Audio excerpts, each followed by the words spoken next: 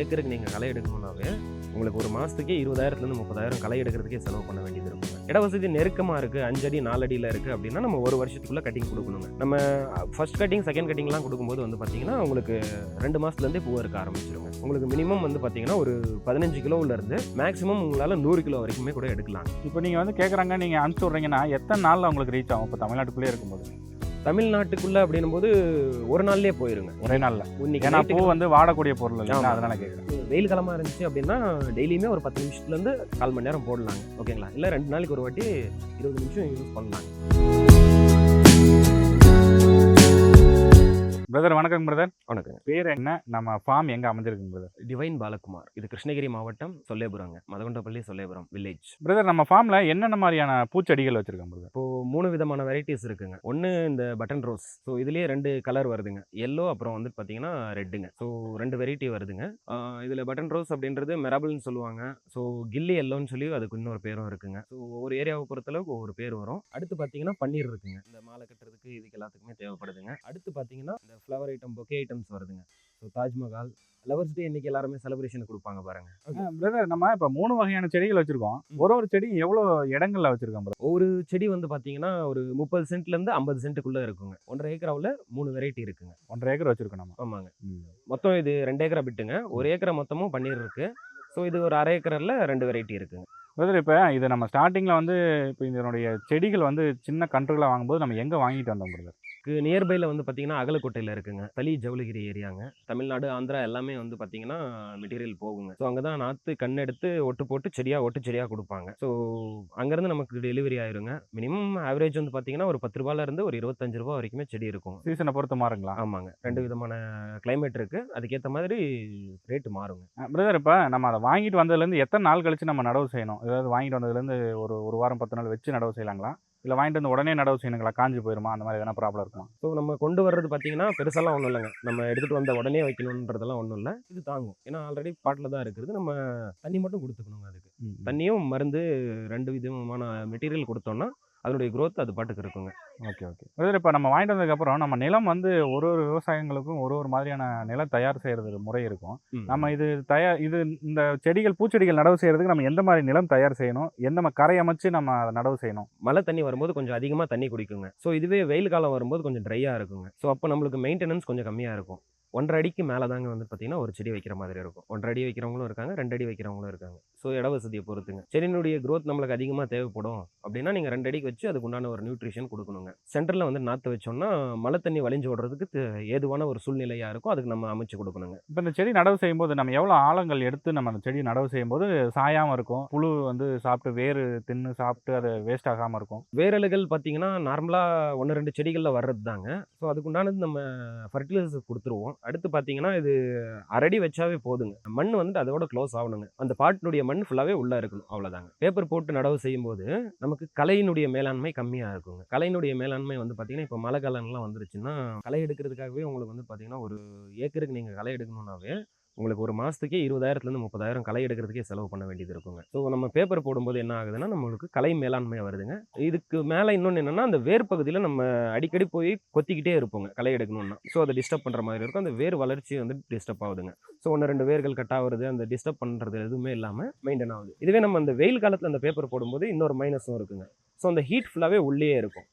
So அந்த வெளியேருந்து விழுகிற heat ஃபுல்லாகவே உள்ளே கொஞ்சம் இருக்குங்க. அதுக்கேற்ற மாதிரி நம்ம தண்ணி கொஞ்சம் ஈக்குவலேஷன் பண்ணிக்கணுங்க. ஸோ இப்போ பார்த்தீங்கன்னா இன்னொன்றும் இருக்குங்க. இந்த கலை மேலாண்மைக்கு இந்த ஃபுல்லாகவே ஷேட் நெட் மாதிரி வந்திருக்குங்க, கீழே கவர் பண்ணுற மாதிரி கிரவுண்ட் நெட்டுங்க, அதாவது வீட் மேட்டுன்னு சொல்லுவாங்க. இப்போ நடவு செஞ்சதுலேருந்து நம்ம ஹீல்டு வர முன்னாடி நம்ம எவ்வளோ டைம் ஆகும், அது வரைக்கும் நம்ம அந்த பூச்செடிகளை எப்படி மெயின்டைன் பண்ணணும்? 3 மாதம் வெயிட் பண்ணி ஆகணுங்க. ஸோ இந்த செடின்னு கிடையாதுங்க, மொத்தமாக பூச்செடின்றது எல்லாமே 4வது மாதத்துலேருந்து 6வது மாதத்துக்குள்ளே 5வது மாதத்துக்குள்ளே அறுவடை ஸ்டார்ட் ஆயிரும். ஓகேங்களா? நீங்கள் 5வது மாதத்துலேருந்தே உங்களுடைய ரெகுலர் அறுவடையை நீங்கள் எடுக்க ஆரம்பிச்சிடலாங்க. ஸோ இது பார்த்தீங்கன்னா வருடாந்திர பயிருங்க. குறைஞ்சது 7 வருஷம் பார்த்தீங்கன்னா விளைய வைக்கலாங்க. இதோடது பார்த்தீங்கன்னா ஒரு 7 வருஷம் பார்த்தீங்கன்னா உங்களுக்கு திரும்ப திரும்ப ஈல்டு கொடுத்துக்கிட்டே இருக்கும். 1.5 வருஷத்துக்கு அப்படி இல்லை அப்படின்னா நம்மளுடைய விளைச்சல் அதிகமாக இருந்துச்சுன்னா 1 வருஷத்துக்கே கட்டிங் கொடுக்குறவங்களும் இருக்காங்க.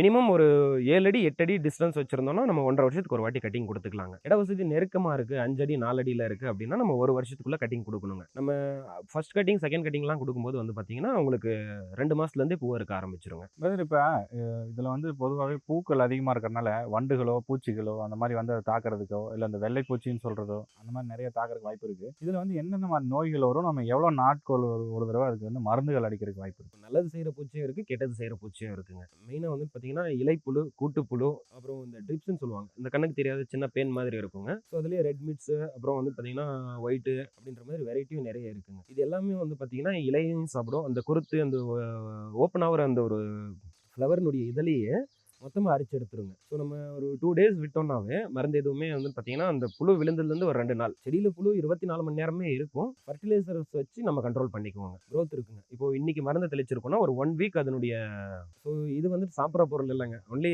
இதுக்காக மட்டும்தான் யூஸ் பண்ணுறது. ஸோ அதுக்காக நம்ம முடிஞ்ச அளவுக்கு பூச்சிக்கொல்லிகள் தான் அடிச்சிட்டு இருக்கோம். ஸோ ஆர்கானிக்கும் அடிக்கலாங்க. ஸோ இன்னைக்கு இருக்கிற நடைமுறைக்கு நம்ம கிட்ட கெமிக்கல்ஸ் தான் கொஞ்சம் அதிகமாக வந்துட்டு தேவைப்படுதுங்க. அதிகமான இட வசதி இருக்கிறதுனால நமக்கு ஆர்கானிக் அந்த அளவுக்கு வந்து பார்த்தீங்கன்னா மெயின்டெனன்ஸ் வர மாட்டேங்குது. நம்ம ஈஸியாக இப்போ மருந்து கடைக்கு போனோம்னு வச்சுக்கோங்களேன், 1000 லிட்டர் மருந்து வேணும்னாலும் ஈஸியாக கொடுத்துட்றாங்க. ஸோ நம்ம எடுத்துகிட்டு வந்து நேராக கலக்கி அடிக்கிறது மட்டும்தான். ஆர்கானிக்னா நம்மளே வெயிட் பண்ணி அதை தயாரிக்கணும், இல்லை அதுக்கு உண்டான பையரை பிடிக்கணும். ஸோ இப்போ தான் ப்ராசஸ் போயிட்டு இருக்குங்க. மேபி ஃபியூச்சரில் வேணும்னா ஆர்கானிக் கண்டிப்பாக பண்ணலாங்க. ஒரு செடிகளுமே வந்து ஒரு டைமில் இவ்வளோ பூ பூக்குன்னு ஒரு அளவு இருக்குது. ஓகேங்க. ஒரு செடி வந்து ஒரு வருஷத்தில் எத்தனை கிலோ வந்து பூ பூக்கும்? எல்லோ அப்புறம் ரெட்டுங்க. ஒரு நாள் விட்டு ஒரு நாள் வந்து பார்த்தீங்கன்னா பூ பறிச்சுக்கலாங்க. பூ மொட்டு எல்லாமே துளிர் விட்டு மறுபடியும் வந்து பார்த்தீங்கன்னா பெரிய பூவாக வந்துருங்க. நீங்கள் அறுவடை செஞ்சுக்கலாம். ஸோ அதுக்கு உங்களுக்கு ஒரு நாள் கம்பல்சரி வந்து பார்த்தீங்கன்னா இடைவெளி விடணுங்க. முதல் வந்து பார்த்தீங்கன்னா ஒரு 4 மாதத்துலேருந்து நீங்கள் கண்டினியூஸாக ஒரு வருஷம் வரைக்குமே உங்களுக்கு நல்ல ஒரு ஹீல்டு இருக்கும். ஸோ அந்த டைமில் வந்து பார்த்தீங்கன்னா உங்களுடைய இட வசதியை பொறுத்துங்க. ஒரு ஏக்கர் நீங்கள் வச்சுருந்தீங்கன்னா உங்களுக்கு மினிமம் வந்து பார்த்தீங்கன்னா ஒரு 15 கிலோவிலேருந்து மேக்ஸிமம் உங்களால் 100 கிலோ வரைக்குமே கூட எடுக்கலாங்க. நீங்கள் ஒரு ஏக்கர் நிலம் வச்சுருந்தீங்கன்னா ஒரு 15 டேஸ் சொல்கிறாங்க. ஸோ இப்போ 15 நாளைக்குள்ளேயே உங்களால் தினமும் ஒரு 100 கிலோ எடுக்கலாங்க டர்ன் ஓவர். இப்போ நம்ம நல்ல ஒரு பராமரிப்பு கொடுத்து ஒரு க்ரோத் மெயின்டெனன்ஸ் கொடுத்தோம்னா நமக்கு 20 கிலோ பூ வர்றது 50 கிலோவாக மாறுங்க அடுத்த வாரமே. ஸோ நம்ம மருந்தினுடைய மெயின்டெனன்ஸோ இல்லை உரத்தினுடைய மெயின்டெனன்ஸோ கொஞ்சம் கம்மி பண்ணும்போது அது என்ன ஆகுதுன்னா பூனுடைய குவாலிட்டியும் மாறுதுங்க, நம்மளுடைய ஈல்டும் கம்மியாயிடுதுங்க. இப்போ ஒரு கிலோ பூ வந்து நம்ம ஏரியாவில் என்ன விலைக்கு போகுது? மார்க்கெட் ரேட்டு டெய்லியுமே ஏற்ற இறக்கமாக இருக்குங்க. மினிமம் ஆர் மேக்ஸிமம் ஒரு 100லேருந்து 150 வரைக்குமே வந்து பார்த்தீங்கன்னா போயிட்டு இருக்குங்க. எல்லா ரகமான பூவுமே அதே ரேஞ்சு தானுங்களா இல்லை இப்போ இல்லைங்க, வெரைட்டி போட்டு ஒவ்வொன்றுமே ஒவ்வொரு வெரைட்டி வருங்க. ஸோ இப்போ பன்னீர்லாம் பார்த்தீங்கன்னா அது டிமாண்டை பொறுத்து ஏறுங்க. சம்டைம்ஸ் 40 ரூபாய்க்கும் கிடைக்கும், சம்டைம்ஸ் 150 ரூபாவும் போகுங்க பன்னீர் பொறுத்த அளவுக்கு. இது ஒரு அளவுக்கு ஆவரேஜாக ஒரு நிலையான ஒரு ரேட் இருக்குங்க. 120லேருந்து ஒரு 150 200க்குள்ளே வந்து பார்த்தீங்கன்னா மெயின்டைன் ஆகுங்க. இது வந்து நீங்கள் டேரெக்டாக கஸ்டமர் கொடுக்குறீங்களா, நீங்கள் மார்க்கெட்டில் தான் கொடுக்குற மாதிரி இருக்குங்க? பிரதர், கஸ்டமர் வந்து பார்த்தீங்கன்னா நம்ம ஏரியா ஃபுல்லாகவே வெறும் ஃப்ளவர்ஸ் தான் பண்ணிட்டு இருக்கிறது. ஸோ டைரக்ட் கஸ்டமர்னு பார்த்தீங்கன்னா எல்லா வித இடத்துக்குமே போகுங்க. ஸோ கிருஷ்ணகிரி ஒசூரில் விளையிற பூ மட்டும்தான் வந்து பார்த்தீங்கன்னா உலகம் ஃபுல்லாகவே டிரான்ஸ்போர்ட் ஆகிட்டு இருக்கு. சொல்ல போனோம்னா எக்ஸ்போர்ட் பண்ணுறவங்க நிறைய பேர் இருக்காங்க. ஸோ நம்மக்கிட்ட இருந்து வந்து பார்த்தீங்கன்னா வியாபாரிங்க வாங்கி அவங்க எக்ஸ்போர்ட்டும் பண்ணுறாங்க. நார்மலாக பார்த்தீங்கன்னா மேக்ஸிமம் ரீட்டைல் வந்து பார்த்தீங்கன்னா மார்க்கெட்டுக்கு தாங்க போகுது. ஸோ கஸ்டமர்ஸ்க்கு வந்து பார்த்தீங்கன்னா பையர்ஸ் யாருக்கும் இல்லை. ஸோ பல்க் ஆர்டர்ஸ் யாராவது 1-2 கஸ்டமர்ஸ் வேணும், பர்டிகுலராக வேணும் அப்படின்னு கேட்குறவங்களுக்கு டைரெக்டாகவே கொடுக்குறோங்க. இப்போ யாருன்னா ஃபோன் பண்ணி உங்கள்கிட்ட ஃப்ளவர்ஸ் வந்து பல்காக வேணும் அப்படின்னு கேட்கும்போது நீங்கள் கொடுக்க முடியுங்களா? கண்டிப்பாங்க பிரதர், கொடுக்கலாங்க. எவ்வளோ வரைக்கும் நம்ம கொடுக்க முடியும்? டிமாண்டை பொறுத்துங்க. அவங்களுக்கு எவ்வளோ கிலோ தேவைப்பட்டாலும் கொடுக்கலாங்க. இப்போ நம்மள்ட்ட இருக்கிற ரகம் மட்டும் தான் கொடுப்பீங்களா, இல்லை வேற எங்கன்னா வாங்கியும் நம்ம இல்லை கொடுக்கலாம்? இருக்குங்க, நம்மக்கிட்ட வந்து பார்த்தீங்கன்னா நம்மளுடைய கான்டாக்ட்ஸ்லேயே வந்து பார்த்தீங்கன்னா நிறைய ரகம் இருக்குங்க. ஸோ அதோடது எல்லாமே தாராளமாக கொடுக்கலாங்க பிரதர். ஸோ மினிமம் வந்து பார்த்தீங்கன்னா ஒரு 100 கிலோவிலேருந்து 500 கிலோ வரைக்குமே தாராளமாக கொடுக்கலாங்க. ரெகுலராக கொடுக்குறது சொல்கிறேங்க.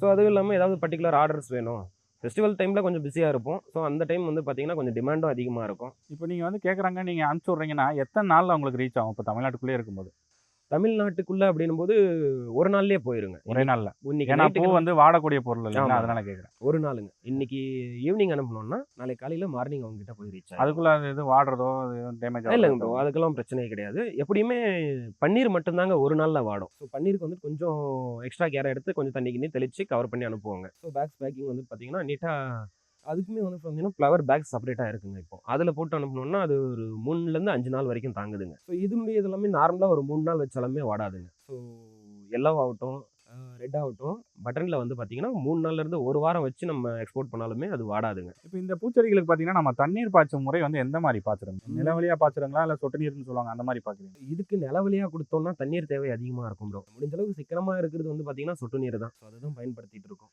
இப்போ நீங்க ஒரு செடிகளுக்குமே ஒரு லைன்லயும் 2 லைன் நீங்க சொட்டு நீர் போட்டிருக்கீங்க. ஆமாங்க. அது எதனால? ஒரு லைன் போட்டா பத்தாதுங்களா? அது எதனால? பிரதர் இப்போ 2 லைன் போடுறது எதனாலன்னா, நமக்கு அந்த 2 சைடுமே வந்து கவரேஷன் கொஞ்சம் சீக்கிரமா வருங்க. இப்ப நம்ம மோட்டர் போடும்போதோ, இல்ல பம்ப் செட் ஆன் பண்ணும்போதோ, நம்ம ஒரு 10 நிமிஷத்துலேருந்து 1/4 மணி நேரத்துக்குள்ளேயே வந்து பார்த்தீங்கன்னா, ஃபுல்லா நனைச்சுக்கலாங்க. 2 சைடுமே அதுக்கு தேவையான ஒரு ஈரப்பதத்த குடுத்துட்டு நம்ம ஸ்டாப் பண்ணிக்கலாம். நம்ம எவ்வளோ நாளுக்கு ஒரு தடவ தண்ணி குடுக்குற மாரி இருக்கும்? வெயில் காலமா இருந்துச்சு அப்படின்னா, டெய்லியுமே ஒரு 10 நிமிஷத்துலேருந்து 1/4 மணி நேரம் போடலாங்க. ஓகேங்களா? இல்ல 2 நாளைக்கு ஒரு வாட்டி 20 நிமிஷம் யூஸ் பண்ணலாங்க. மழைக்காலம்னும்போது நம்மளுக்கு வாரத்துக்கு ஒரு வாட்டி ஒரு தண்ணியே தேவைப்படாதுங்க. இப்ப மழைக்காலம், பனிக்காலங்கள்ல 2 காலங்கள்லயுமே வந்து கிளைமேட் மாறும்போது, பூச்செடிகளுக்கு பூ வந்து நமக்கு ஹீல்டு வரதுல எதனா ப்ராப்ளம் வருங்களா? அத எப்படி நீங்க மெயின்டெயின் பண்றீங்க? கண்டிப்பாங்க பிரதர். ஏன்னா, இப்போ பனி வந்துச்சுன்னா, பூ ஃபுல்லாவே வந்து பார்த்தீங்கன்னா, ஓப்பனே ஆகாதுங்க. அதுக்கு வந்து பார்த்தீங்கன்னா, ஒவ்வொரு நோய் வந்துட்டு இருக்கும். ஓகேங்களா? சாம்பல் நோய் வரும். இலையினுடைய அழுகல் வருங்க. இது எல்லாமே வருங்க. ஸோ இது எல்லாமே வர்றதுனால, நம்ம அதுக்கு ஏத்த மாதிரி மருந்துகளினுடைய செலவுகளும் தேவைப்படுது. ஒரு சில பேர் என்ன பண்ணுவாங்கன்னா, ஸ்ப்ரிங்க்லர் போட்டுருவாங்க. ஸோ அந்த பனிய மேல உட்கார்ற பனிய ஃபுல்லாவே கழுவி விட்டுருவாங்க. காலையில ஒரு 5 மினிட்ஸ், ஈவினிங் ஒரு 5 மினிட்ஸ் போடும்போது, அந்த மேல இருக்கிற பனி ஃபுல்லாவே தொடச்சு எடுத்துருங்க அந்த ஸ்ப்ரிங்க்லர். அந்த மாரி பண்ணும்போது மகரந்த சேர்க்கை ஆகுங்களா? கண்டிப்பாங்க பிரதர். ஆகுங்க. அது ஸோ எதனா மகரந்த மகரந்த சேர்க்கை வந்து சேர்க்கைக்கும் இதுக்கும் சம்மந்தமே கிடையாதுங்க. ஏன்னா, இப்ப நம்ம மேல வந்து பார்த்தீங்கன்னா, தண்ணீல கழுவுறது அப்படின்றது வந்து பார்த்தீங்கன்னா, அடுத்த ஒரு ஒ 1 ஆர் 2 ஹவர்ஸ்லயே வந்துட்டு சூரிய ஒளி மேல விழுந்துருது இல்லங்க. ஸோ, அதனால அந்த ஈக்குவலேஷன் கிளியர் ஆயிடுது. பனி இருந்தா தான் நம்மளுக்கு பிரச்சனைங்க. பனி வந்துட்டு 2 மணி நேரம் வந்தாலும் அது அப்படியே இலைய புடிச்சு வச்சுக்கும். மருந்து அடிக்கும்போது ஒரு 2 நாளைக்கு தேனீ வராதுங்க. தோட்டத்துக்குள்ளேயே தேனீய பார்க்க முடியாது. ஸோ 2 நாள் கழிச்சு மறுபடியும் தேனீ வரும். ஓகேங்களா? அதனுடைய பவர் கொஞ்சம் கம்மியாகும்போது தேனீ வந்து தேன் எடுத்துக்கிட்டு தான் இருக்கு. ஆனா முடிஞ்ச அளவுக்கு வந்து பார்த்தீங்கன்னா, கெமிக்கல்ஸ் கம்மி பண்ணணும். நம்மளே இப்ப ஆர்கானிக் நோக்கி தான் வந்து டிராவல் பண்ணிட்டு இருக்கோம். கிட்டத்தட்ட ஒரு நாளைக்கு நம்ம டெய்லி மெயின்டெயின் அப்படின்னா, காலையிலேருந்து சாயங்காலம் வரைக்கும் இந்த பூச்செடிகள் காலையில பூ ரெகுலரா பறிப்போம். அதுக்கப்புறம் நம்ம அந்த பூச்செடிகளுக்கு என்னென்னலாம் பண்ணுவோம்? அப்புறம் இது பார்த்தீங்கன்னா, பூ பறிக்கிறது ஒரு பார்ட் டைம் ஜாப் மாதிரி தாங்க. அதாவது ரெகுலரா மார்னிங் வந்தோம்னா ஒரு 2 டூ 3 ஹவர்ஸுங்க. ஸோ ஒரு ஆள் பண்ணும்போது ஒரு நாள் ஃபுல்லாவே வேலை பிடிக்கும்.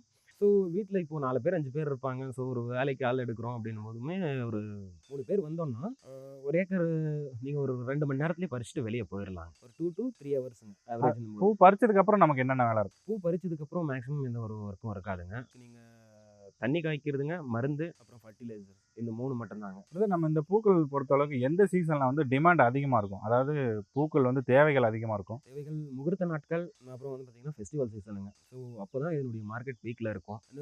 நோன்பு காலங்கள், அப்புறம் வந்து பார்த்தீங்கன்னா, இந்த மாலை போடுற சீசன் இந்த டைம்ல எல்லாமே பூவினுடைய காலம் கொஞ்சம் கம்மியாவே இருக்குங்க. ஸோ இந்த ஒரு ஆடி மாசம் இந்த டைம்லலாம் கொஞ்சம் டல் அடிக்கும். மத்தபடி மீதி எல்லா டைம்லயும் வந்து பீக்கா தான் இருக்கும். ஸோ அது ட்ரைக்கு செப்பரேட்டா ஒரு யூனிட் தேவைப்படுதுங்க. மிஷினரிஸ் தேவைப்படும். ஓகேங்களா? அது அது ஒரு தனி செக்டார். மதிப்பு கூட்டல் முறைக்கு போயிடுதுங்க. ஸோ இது நம்ம விளைவிக்கிறோம். டைரக்ட்டா கஸ்டமர் கிட்ட குடுத்துடுறோங்க. ஓகேங்களா? இப்போ ஒரு பையர் கிட்ட குடுத்து அவங்க கிட்ட இருந்து கஸ்டமர் கிட்ட டைரக்ட்டா போயிடுதுங்க. ஸோ அது வந்து பார்த்தீங்கன்னா, அதனுடைய மெயின்டனன்ஸ் அது எல்லாமே வந்து பார்த்தீங்கன்னா, மிஷினரி அது ஒரு செப்பரேட் ஃபீல்டு. ஸோ அதுவுமே வந்து பார்த்தீங்கன்னா பண்ணிட்டு இருக்காங்க. நமக்கு அதுல வந்து பார்த்தீங்கன்னா வேஸ்டேஜ் வராதுங்க. ஏன்னா வேஸ்டேஜ் தான் அது மதிப்பு கூட்டலாவே மாறுதுங்க. ஏன்னா அதனுடைய தன்மையை நம்ம வந்துட்டு மாத்தி குடுத்துர்றோம். அப்படின்னும்போது நம்ம எக்ஸ்போர்ட் எல்லாமே வந்து பார்த்தீங்கன்னா பேக்கேஜிங் தான். அதுக்கு உண்டான ஒரு பதப்படுத்தல் முறையாகட்டும், அதனுடைய மெயின்டனன்ஸ் எல்லாமே பண்ணி நம்ம குடுக்குறதுனால, அது இன்னும் ஒரு அதிகப்படியான ஒரு விலைக்கு குடுக்கலாங்க. ஸோ இப்போ நம்ம கேஜி கணக்குல விக்கிற ஒரு விலைய, அத நம்ம கிராம்ஸ்க்கு வந்து ஃபிக்ஸ் பண்ணிக்கலாங்க. பிரதர் ஃப்ளவர் எதுக்காக யூஸ் பண்ணுவாங்க? மேக்ஸிமம் டெக்கரேஷன் ஐட்டம்ஸுங்க. ஸோ பன்னீர் வந்து பார்த்தீங்கன்னா, இந்த குல்கன்னு, அப்புறம் இந்த பெர்ஃப்யூம்ஸு இதுக்கு எல்லாத்துக்குமே யூஸ் பண்றாங்க. அதாவது இந்த செடிகள் நம்ம நடவு செஞ்சு இது எப்படி மெயின்டெயின் பண்றோம்? இத நடவு செய்யணும்னா என்னென்ன பண்ணணும்? இத பத்தி ஒருத்தவங்க ஃபோன் பண்ணி கேட்கறாங்கன்னு வைங்களேன். நமக்கு அவங்களுக்கு விவரமா சொல்ல முடியுங்களா? அந்த மாரி நேர்ல வந்து கூட நம்ம ஃபார்ம் விசிட் பண்ணி பார்க்கறக்கு அவைலபிள் இருக்குங்களா? அத பத்தி கொஞ்சம் சொல்லுங்க. கண்டிப்பாங்க பிரதர். வரலாங்க. வரும்போது வந்து பார்த்தீங்கன்னா, முன்னாடியே ஒரு நாளைக்கு முன்னாடியே ஃபோன் பண்ணிட்டு வந்தா நல்லாருக்கும். இல்லைனாலும் ஃபோன் பண்றவங்களுக்கும் நம்ம ஃபோன்லேயே கூட வந்துட்டு இன்ஃபார்ம் பண்ணலாங்க. ஸோ இந்த நாத்து எங்க கிடைக்குது, என்ன ஏதுன்ற மொத்த டீட்டெயிலுமே இன்ஃபார்ம் பண்ணலாம். சரிங்க பிரதர். ரொம்ப நன்றி. அடுத்த வீடியோல வந்து நம்ம வேற ஒரு பூவுல் ரகத்த பத்தி நம்ம கண்டிப்பாங்க பார்க்கலாம். பிரதர்.